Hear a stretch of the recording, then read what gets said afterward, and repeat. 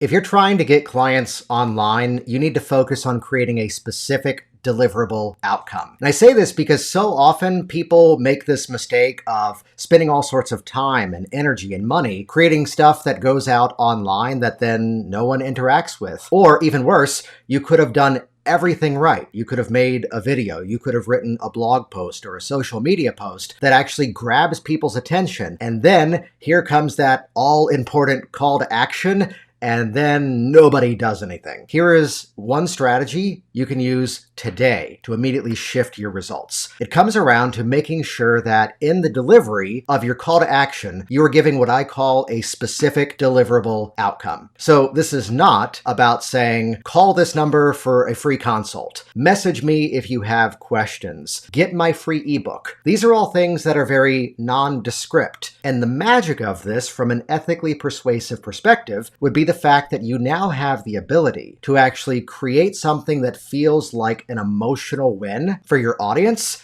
even if the next step is connecting, let's say, for a consult, for a strategy call. Because if you would like to learn the 3 steps to easily lose weight, even if you're traveling, claim a call today on my calendar.